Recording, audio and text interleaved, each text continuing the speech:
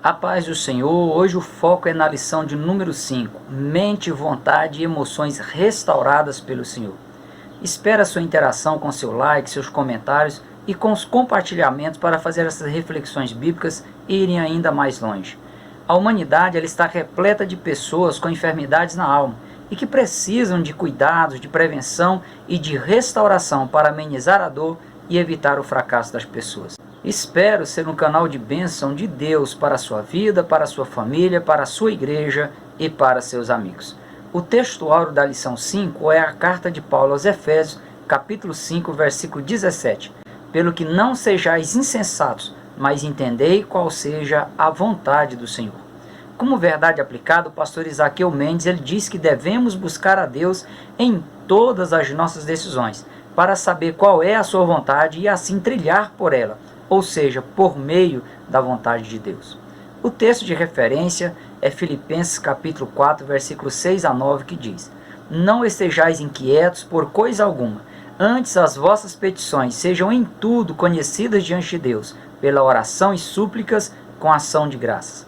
E a paz de Deus, que excede a todo entendimento, guardará os vossos corações e os vossos sentimentos em Cristo Jesus. Quanto ao mais, irmãos, tudo que é verdadeiro, tudo que é honesto, tudo que é justo, tudo que é puro, tudo que é amável, tudo que é de boa fama, se há alguma virtude e se há algum louvor, nisso pensai. O que também aprendestes e recebestes e ouvistes e vistes em mim, isso fazei, e o Deus de paz será convosco. Na lição 1 desse trimestre, onde foi abordado sobre a tríplice composição do ser humano em corpo, alma e espírito, foi definido o termo alma como sendo a essência da vida, composta por 3 áreas distintas: a mente, a vontade e as emoções. Na alma está todo o ser da pessoa, todas as características da pessoa. O que de fato a pessoa é, está armazenado e é desenvolvido na alma. Portanto, vai influenciar diretamente nas escolhas pessoais e nas não escolhas. A alma do ser humano ela precisa de restauração completa nas 3 áreas que a compõem: na alma, na vontade e nas emoções. E o processo de cura ele é realizado por meio aí da ação do Espírito Santo de Deus na pessoa, tanto na forma como ele age para que a pessoa tenha acesso à palavra de Deus, quanto também na ação e reação das Escrituras na vida da pessoa, a fim de capacitá-la a ter um equilíbrio mental, emocional e na forma como ela lida com seus desejos, com suas vontades pessoais. Billy Graham, falando da condição na qual se encontra o ser humano ao detectar a existência da enfermidade na alma provocada pelas crises existenciais, ele diz: o clima intelectual em que vive o homem moderno constitui um paradoxo. A tecnologia cria invenções fabulosas, mas deixa de satisfazer-nos nas necessidades mais íntimas.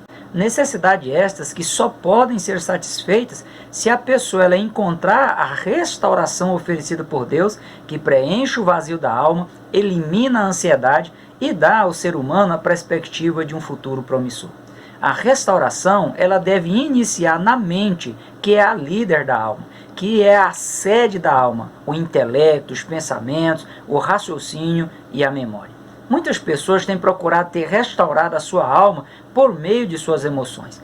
Querem ouvir palavras que afagam suas dores, querem ser tocadas em seus sentimentos, nos seus desejos pessoais imediatos. No entanto, as decisões tomadas no calor das emoções ou com o foco nas soluções imediatistas são decisões frágeis e desprovidas de condições de durabilidade.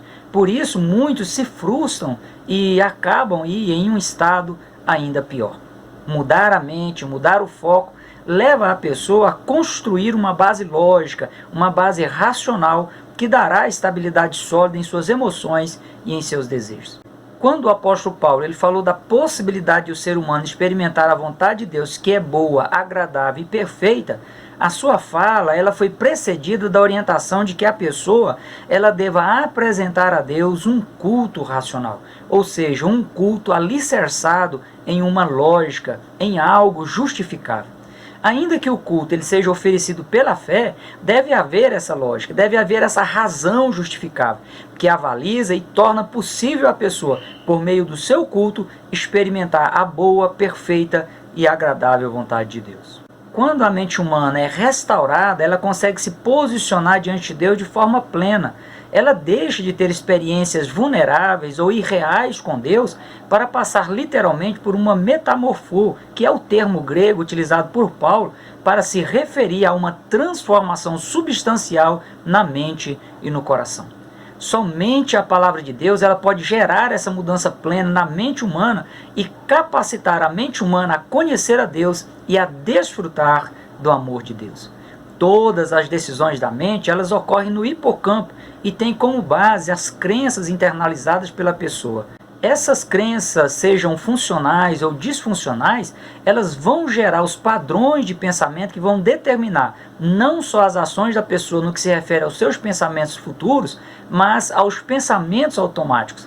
Aqueles pensamentos que produzem as ações e reações na pessoa, que quando ela percebe, ela já agiu ou ela já reagiu de forma automática. Joyce Meyer afirma que os problemas das pessoas estão tão enraizados em seus padrões de pensamentos que a realidade é que as pessoas produzem os problemas que elas mesmas experimentam na vida diária.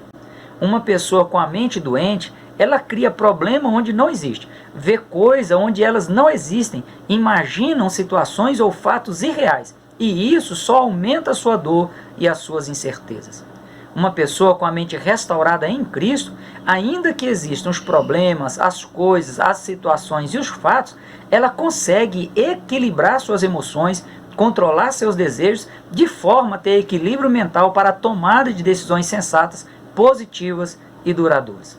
Com isso, ela vai eliminar muitos sofrimentos que podem ser evitados. O poder da mente é tão fantástico que pode ser comparado ao poder da maior hidrelétrica do mundo, dado aí a sua capacidade de desempenho e produção. Em Gênesis capítulo 2, versículos 19, 20 e 23, diz que, havendo, pois, o Senhor Deus formado da terra todo o animal do campo e toda a ave dos céus, os trouxe a Adão para ver como ele lhe chamaria. E tudo o que Adão chamou a toda a alma vivente, isso foi o seu nome. E Adão pôs os nomes a todo o gado, e às aves dos céus, e a todo o animal do campo. E disse Adão, esta é agora osso dos meus ossos, e carne da minha carne. Esta será chamada varoa, porquanto do varão foi tomada. Imagine a capacidade da mente humana em seu estado original, perfeito, como foi criado por Deus. Ainda hoje, em torno de 6.200 anos após esse episódio, os estudiosos eles estão catalogando espécies de animais e plantas desconhecidas pelo ser humano. E na época em que estava no Éden, Adão nominou tudo. Apesar de a mente humana ter sido afetada pelo pecado, as grandes invenções tecnológicas e científicas são uma prova viva da capacidade do poder da mente humana, que na atualidade não é utilizada 10% de sua capacidade total.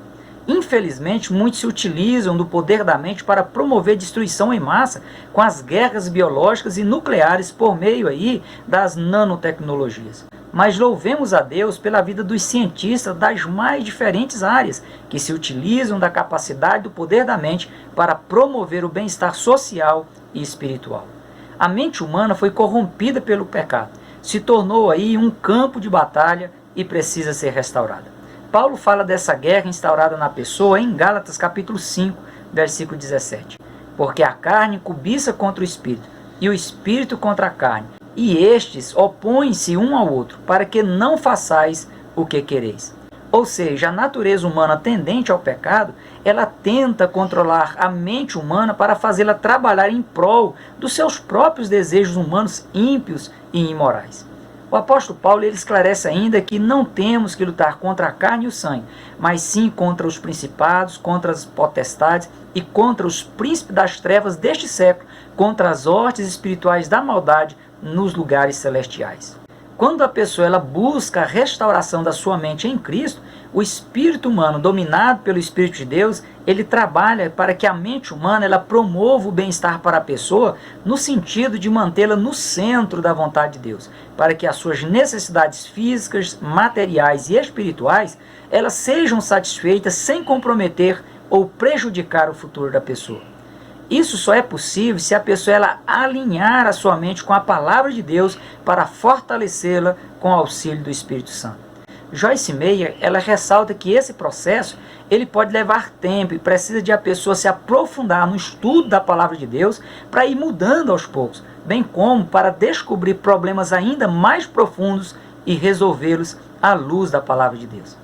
Esse início ele se dá a partir do momento em que a pessoa começa a visualizar o bom plano de Deus para a sua vida, e o progresso ele já começará a ser experimentado pela pessoa quando a pessoa decide estar em Cristo e andar nele. A disputa pelo controle da mente humana é uma realidade, e cada pessoa é responsável em decidir quem irá vencer e controlar a sua mente. O que é para o ser humano fazer, Deus nunca fará. Apenas ajudará a pessoa dando as condições necessárias para que ela tome as decisões corretas.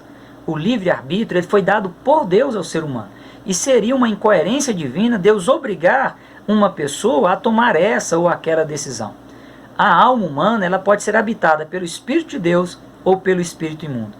Enquanto o Espírito de Deus estiver no controle da mente humana, ele condicionará a pessoa a se submeter à vontade de Deus de forma espontânea. O apóstolo Paulo ele chegou a afirmar ter sido constrangido por seu espírito, que era guiado pelo Espírito de Deus. Apesar disso, o Espírito de Deus ele nunca obrigou Paulo a tomar essa ou aquela decisão. Apenas proporcionou a Paulo as oportunidades e esteve à disposição dele para ajudá-lo a tomar as decisões corretas. Ao contrário do Espírito de Deus, o espírito imundo ele não pede permissão.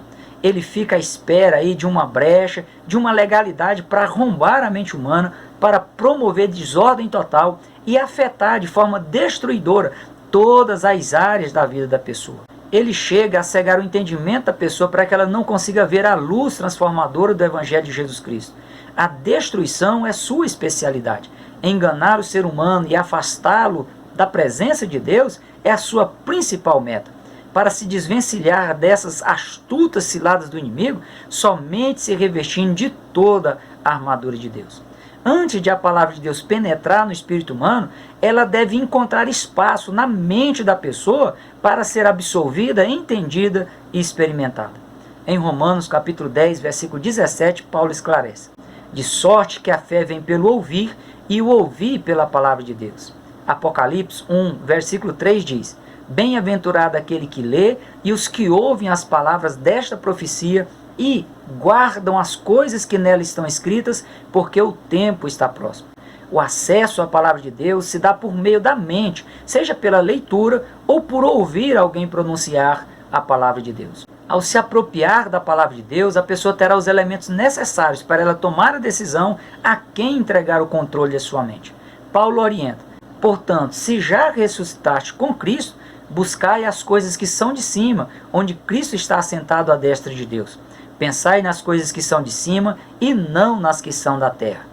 E Salomão ele reforça: sobre tudo o que se deve guardar, guarda o teu coração, porque dele procedem as saídas da vida. O salmista ele condiciona o fato de ele conseguir viver fora da prática do pecado ao fato de ele ter escondido a palavra de Deus em seu coração. A vontade é a segunda área da alma humana. É o instrumento para as tomadas de decisão. É o que proporciona o poder de escolha utilizado por uma pessoa para decidir seu destino e suas preferências individuais. A vontade é a responsável em dar o primeiro passo rumo ao que a pessoa precisa escolher. Ao criar o ser humano, Deus o dotou da capacidade de escolher amá-lo e obedecê-lo. No entanto, o ser humano ele tomou o caminho contrário à orientação divina por ter deixado o inimigo dominar a sua mente e fazê-lo acreditar na possibilidade de ele ser mais feliz do que já era. Como bem disse Salomão, Deus ele fez o homem reto, mas ele buscou muitas invenções. O ser humano ele é a única criatura capaz de fazer escolhas racionais e planejadas. Os demais seres, eles decidem com base no instinto de sobrevivência. Não há aí uma base racional ou um planejamento para as suas ações futuras. A vida e a morte de uma pessoa devem ser planejadas, já que a vida e a morte são consequências naturais das escolhas pessoais. Dependendo das escolhas, a pessoa pode ter ou deixar de ter qualidade de vida física, material e espiritual. Dependendo das escolhas, a pessoa pode ter prolongado a sua vida e, dependendo, ela pode vir a óbito de forma prematura, tanto no sentido físico quanto no sentido espiritual. No mundo físico, natural e também no mundo espiritual, cada pessoa precisa utilizar sua vontade, seu poder de escolha, de forma sustentável. O futuro, inclusive o destino eterno de cada pessoa, é construído a cada dia que se torna passado a cada instante. Quem deixar de aproveitar de forma positiva o momento presente, poderá aí comprometer o seu futuro e até a sua eternidade. Obedecer ou não a Deus é uma questão de escolha pessoal e individual. Isto porque, se a pessoa ela fizer a sua escolha com base apenas nos interesses de terceiros, ela não terá motivação forte o suficiente para se entregar a Cristo e amá-lo de forma incondicional. O pecado deteriorou a vontade humana e, com isso, a base para as tomadas de decisões ela foi prejudicada e precisa ser restaurada, para que a pessoa ela possa fazer as suas escolhas em conformidade com a vontade de Deus para a sua vida. O fato de Adão e Eva terem condições de tomar as próprias decisões por ter a percepção do bem e do mal, do que elas imaginavam ser correto ou errado sem consultar a Deus, só levou Adão e Eva a acumular mais erros e se frustrarem com as suas próprias escolhas. A decisão de desobedecer a Deus afetou de forma negativa na próxima escolha de Adão e Eva, a de fazer roupas para si. Eles usaram folhas, usaram material errado. O material correto seria a pele de animal inocente, pois sem derramamento de sangue não há remissão do pecado. E só uma mente restaurada, renovada em Cristo, pode perceber isso. As consequências positivas ou negativas, elas são escolhidas de acordo com as escolhas pessoais. E a base das tomadas de decisão afeta diretamente no resultado final que a pessoa irá obter. Veja alguns defeitos da vontade humana que devem aí ser tratados para se evitar escolhas equivocadas. Primeiro é a troca do certo pelo duvidoso, como fez Adão e Eva devido à vontade humana ser imperfeita e tendenciosa. A inconstância é outra questão que afeta nas tomadas de decisões, pois leva a pessoa a perder o momento certo de tomá-la. Pode induzir a erros ou induzir a sensações equivocadas, pode levar a indecisões e também a falta de iniciativa ou levar a pessoa a se precipitar na tomada de decisões. O orgulho, conceito elevado que a pessoa tem a respeito de si mesma, é o terceiro defeito. E segundo o pastor Isaqueu Mendes, é a maior causa de as pessoas terem modificado a sua vontade e serem levadas a tropeçar nas suas próprias pernas, sem admitir que precisa se ajustar à vontade de Deus. A pessoa ela precisa buscar a restauração de sua vontade, e essa restauração ela será progressiva e constante, na medida em que a pessoa ela permitir ser guiada pelo Espírito Santo de Deus para o centro da vontade de Deus, que é boa, perfeita e agradável. Jesus é o maior exemplo a ser seguido, pois ele sempre buscava fazer a vontade do Pai. A maior prova dessa submissão de Jesus ao Pai foi a sua disposição em se materializar em um ser humano comum, abrindo mão, mesmo que temporariamente, dos seus atributos divinos, para se dedicar no resgate, na restauração plena da humanidade, pois essa era a vontade do Pai. Até mesmo nos momentos de maiores aflições pelas quais Jesus passou, ele sempre priorizou a vontade do Pai. No jardim do Getsêmani, por exemplo, ele orou por 3 vezes: meu Pai, se é possível, passa de mim este cálice, todavia não seja como eu quero, mas como tu queres. O pastor Isaqueu Mendes, ele ressalta que o contexto bíblico sagrado, ele também manifesta a vontade de Deus para a humanidade. E a orientação bíblica é a de que cada pessoa deve se dispor de maneira voluntária a se submeter à vontade de Deus expressa nas Escrituras Sagradas, a exemplo de Jesus. Esse é o caminho que vai levar a pessoa a viver uma vida de convicção e também de fé genuína, ao ponto de, se for o caso, a pessoa se submeter a situações extremas para fazer a vontade de Deus. E aqui eu cito 2 Coríntios, capítulo 5, versículo 17, com a mesma paráfrase feita pelo pastor Isaqueu Mendes. Assim que, se alguém está integrado em Cristo, o Messias, nova criatura é em todos os aspectos. As coisas velhas relacionadas com a condição moral e espiritual anterior já passaram, e eis que tudo se fez novo. Ou seja, o cristão ele deve se dispor a se submeter à vontade de Deus de maneira plena, sem que o antigo padrão de vida que norteava as suas ações venha interferir em sua nova vida como servo de Jesus. A terceira área da alma é a emoção, que é o instrumento que possibilita a pessoa a expressar seus sentimentos, seus gostos, sua simpatia, suas alegrias, suas tristezas, seu amor e até mesmo seu ódio.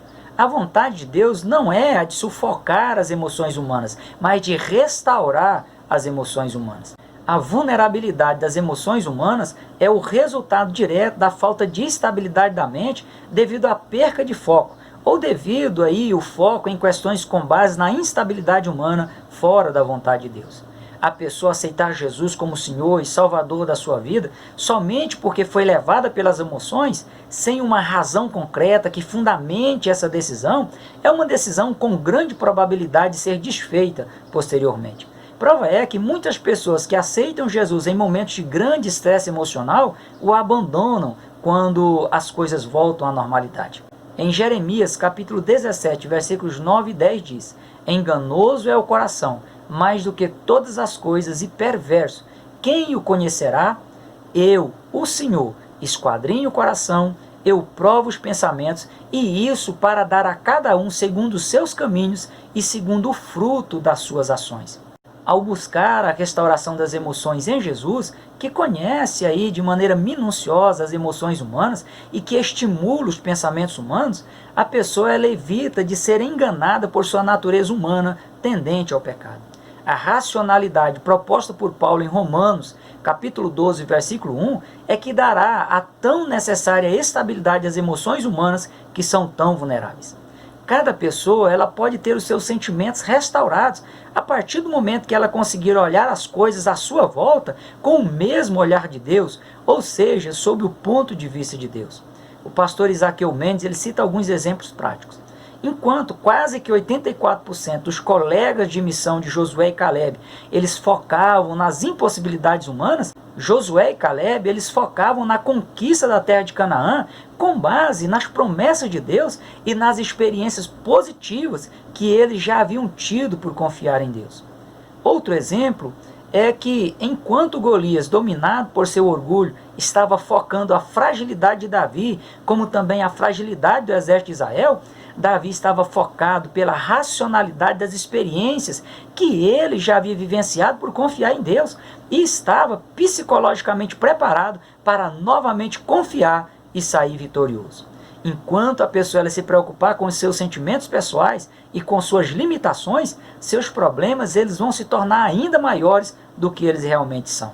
A realidade do cristão em Cristo é a de uma mente liberta pelo poder do Evangelho, cuja capacidade de escolha está alicerçada na vontade de Deus e suas emoções estão impregnadas pela fé sobrenatural e prontas para conquistas ainda maiores. Essa é a racionalidade proposta por Paulo que leva o cristão a andar por fé e não por vista, não por sentimentos. Apesar de ser comum as pessoas ímpias tomarem decisões e julgarem os valores pessoais e espirituais das outras pessoas com base nos seus sentimentos, na sua forma individual de ver as coisas, essa não deve ser a atitude das pessoas que servem a Deus. Led Crabb, ela ressalta que as emoções não precisam ser negadas, mas avaliadas, a fim de se determinar se são construtivas ou destrutivas. O ser humano ele foi criado por Deus com razão, vontade e emoções.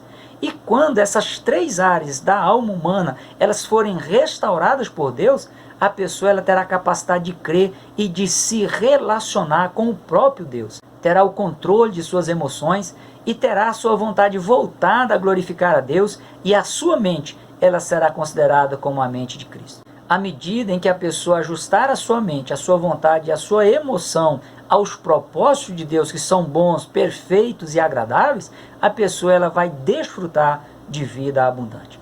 Pense seriamente nisso e tome a sua decisão. Leve em consideração que somente as instruções da palavra de Deus é que vai proporcionar qualidade, estabilidade e durabilidade nas escolhas humanas. Que Deus em Cristo, ele continue te abençoando. Prossiga na paz do Senhor.